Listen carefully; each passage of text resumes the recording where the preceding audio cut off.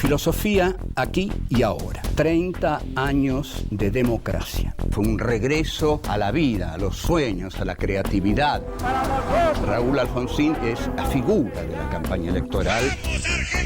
Surge la consigna: somos la vida, somos la paz. El gobierno radical iba a juzgar a los militares. Señores jueces, nunca más. Silencio en la sala. El primer gobernante de la democracia argentina tiene que irse expulsado por un golpe de mercado. Cargo de presidente de la nación argentina. Con Menem aparece el Estado neoliberal. Nada de lo que deba ser estatal permanecerá en manos del Estado. Estado mínimo y mercado desregulado. A todos los argentinos. El neoliberalismo está reñido por completo con la democracia. El estallido de la crisis del 2001. He decretado el estado de sitio. Las corporaciones lo que buscan es la vuelta al consenso de Washington. Con Néstor Kirchner, la política vuelve a la centralidad. La economía es un instrumento de la política. Me sumé a las luchas políticas creyendo en valores y convicciones a las que no pienso dejar en la puerta de entrada de la Casa Rosada. Los políticos no tienen carta blanca para hacer lo que quieren en la democracia. La participación del pueblo es siempre fundamental y bienvenida. Filosofía aquí y ahora. Encuentro 4. Kirchnerismo. 1. Formo parte de una generación diezmada. 2. La integración latinoamericana. 3. El poder de las corporaciones. 4. El rol del Estado y la primacía de la política. Formo parte de una generación diezmada. Nuestra reflexión sobre los 30 años de democracia llega entonces al siglo XXI, a su primera década, que requiere una reflexión sobre la democracia y lo que se ha dado en llamar el kirchnerismo. La asunción de Néstor Kirchner con el 22% de los votos se debe a que Carlos Saúl Menem, en la última de sus zorrerías, no se presenta al balotaje. Si se hubiera presentado al balotaje, Kirchner hubiera llegado al 70%. Apenas asume Kirchner, se produce algo que voy a contarles después de analizar un poco su discurso presidencial.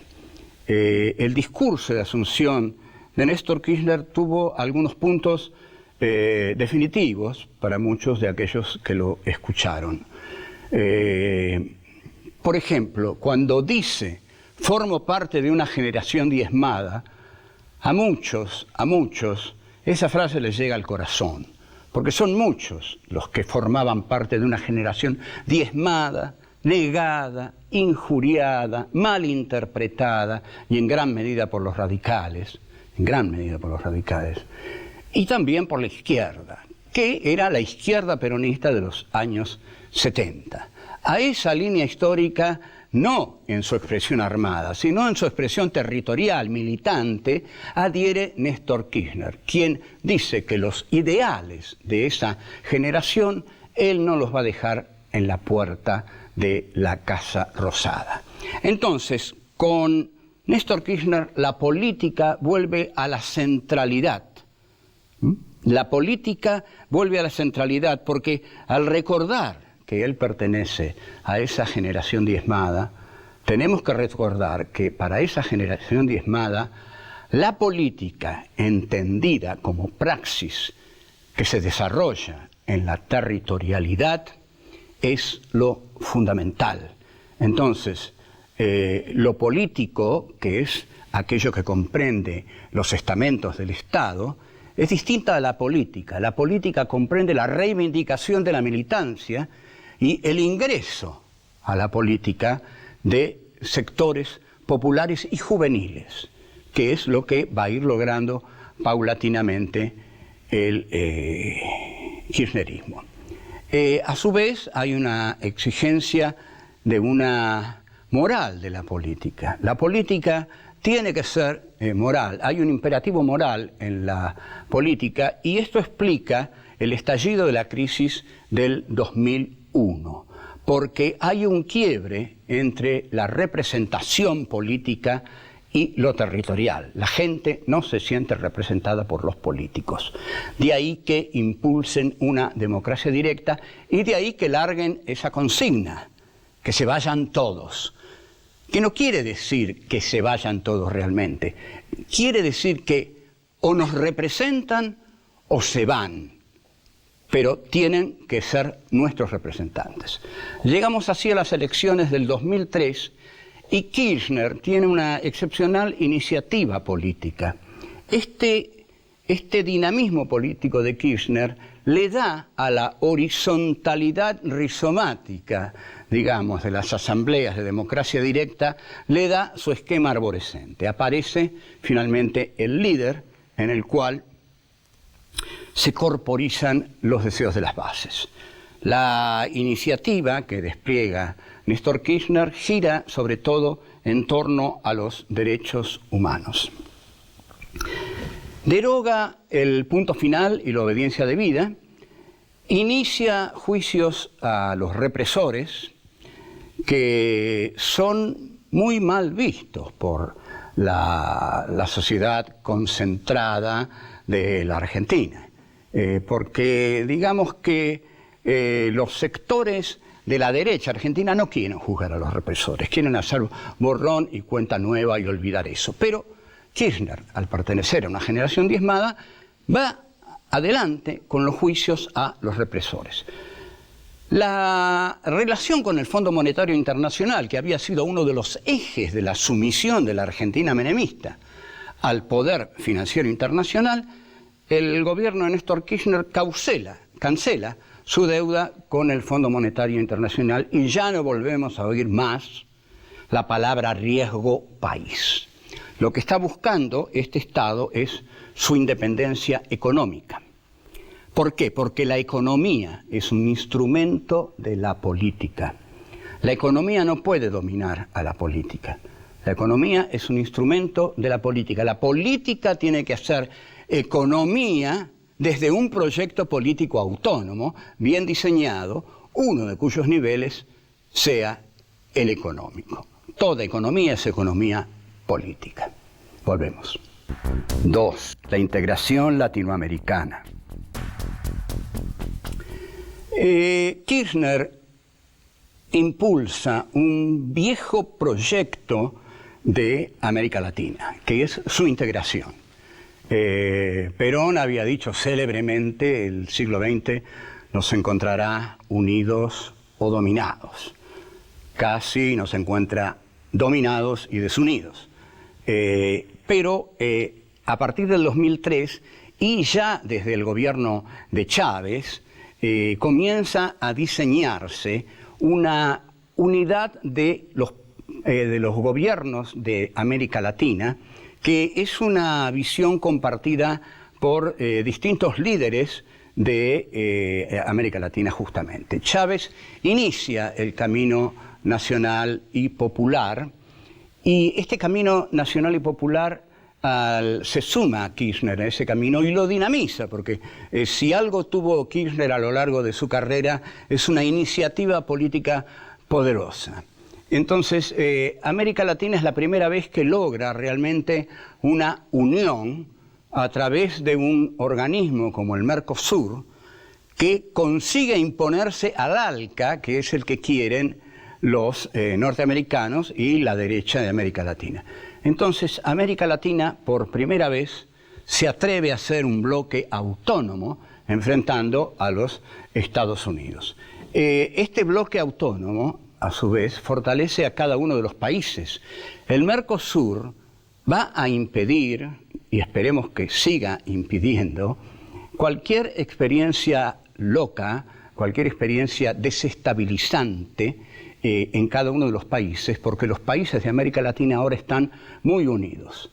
Hay un frente interno que se opone a lo externo, al frente externo que implica el occidentalismo capitalista. Entonces, el frente interno se expresa a través de el Mercosur y las relaciones entre los distintos países. Es lo que podemos llamar el Frente Suramericano. Es, creo, uno de los hechos más importantes de la historia de América Latina. Esta unidad, por supuesto, es atacada por la derecha, porque no le conviene. Y porque la derecha, no hay que olvidarlo, no es la derecha de por aquí. La derecha es algo mucho más complejo que llega hasta el imperio, que se expresa en cada país a través de la embajada norteamericana.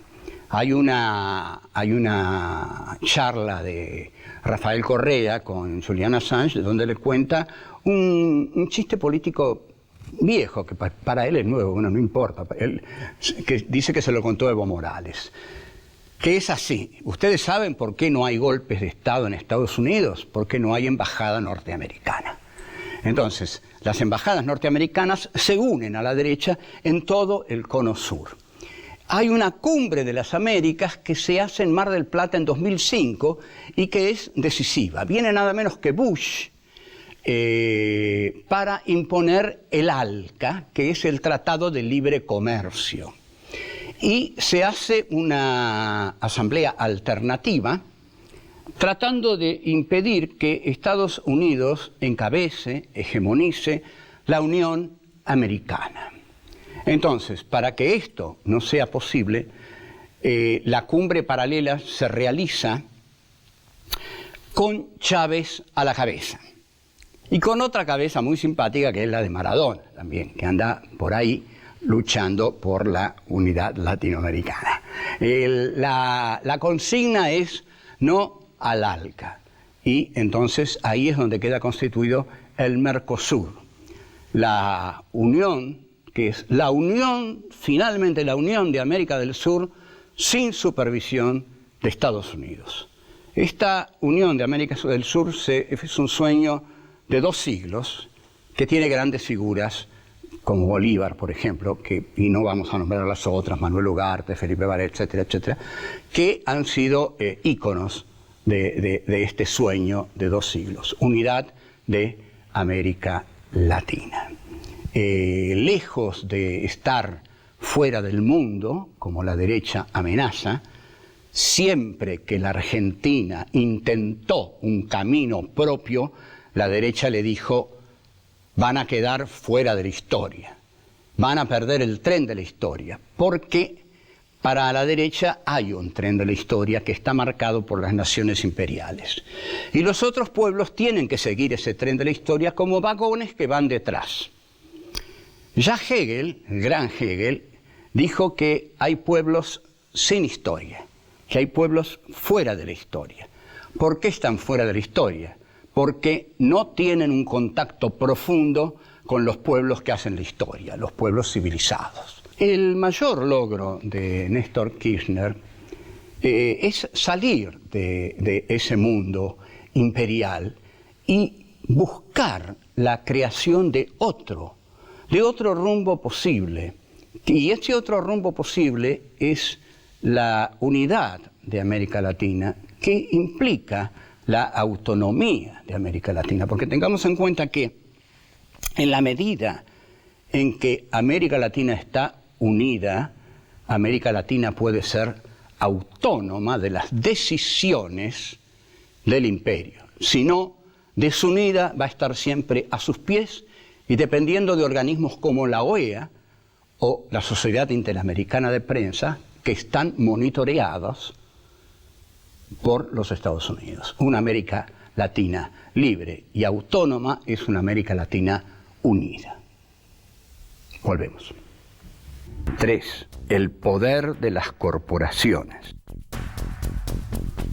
Si bien en el no al ALCA y en la creación del Mercosur podemos ver la política exterior de Néstor Kirchner, su política interna se caracteriza por, primero, asumir como un presidente débil. Después asume la presidencia del PJ, pero rompe con Duhalde. Rompe con Duhalde porque Kirchner tiene, como dijimos, una gran iniciativa política y desde el primer día de su ejercicio ya viaja a Santa Fe con el ministro de Cultura y Educación, Daniel Filmus, a solucionar un problema, y esto deslumbra bastante a una sociedad que quería un presidente. La otra política que lleva adelante Néstor Kirchner es una política de industrialización del país, de redistribución de la renta nacional, para lo cual se produce entonces el llamado conflicto con el campo, que el campo no es una entidad cerrada en sí misma, ni el campo tampoco pertenece a los propietarios de tierras, porque el campo pertenece a la patria, pertenece al país. En esta situación, comandada por la sociedad rural argentina, es una situación lamentable para muchos, porque hay sectores que uno nunca hubiera pensado verlos junto a la sociedad rural, que insultó a Alfonsín, que recibió a Onganía en carroza, aplaudiéndolo. Entonces, a todos aquellos que acompañaron a los capitostes de la sociedad rural, habría que recordarles una concepción como para manejarse en la política argentina, que es la siguiente: donde está la sociedad rural, si usted quiere ser de izquierda, progresista, lo que sea, no tiene que estar usted. Está claro, ¿no? Porque la sociedad rural no es nada de eso.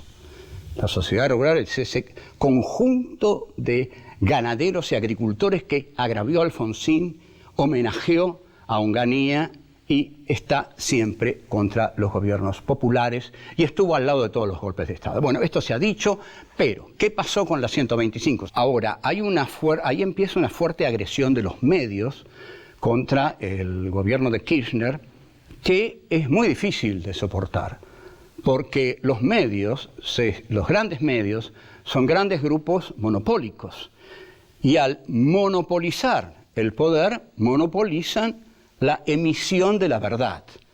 Si yo tengo 10 radios, 20 radios, 2 diarios fundamentales, 5 canales de televisión, bueno, lo que yo digo se impone a lo que dicen los demás. Y esa es la verdad. 4. El rol del Estado y la primacía de la política. Durante el último año del gobierno de Kirchner, y hasta un año antes, durante los 2 últimos años, nadie cree que Kirchner la va a poner a Cristina de candidato. Pareciera que era una broma, que la hacía. Eso se lo van a tener que decir a Cristina. Y muchos estaban totalmente en contra, porque veían, bueno, como bien machistas que somos todos, veían que Cristina, mujer, iba a ser más débil que Néstor, que era un político y hombre, ante todo.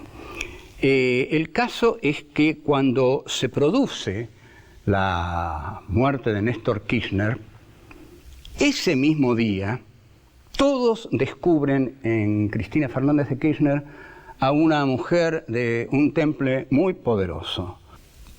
Surge ahí, en ese día, una nueva militancia, porque son muchos los que van a velar a ese muerto, y son muchos los jóvenes que despiertan a la política y se dan cuenta que el legado de ese político que ha muerto tan joven, para un político, para un ser humano hoy, que el legado es que hay que hacer política.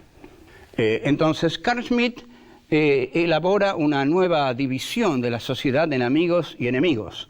Bueno, no hay amigos y enemigos. Todo esto es mucho más complejo. Lo que hay son intereses diversificados en juego. Aquí, todo pareciera reducirse a una lucha entre el gobierno y las corporaciones. Esta lucha tiene muchas ramificaciones. Las corporaciones lo que buscan es la vuelta al consenso de Washington.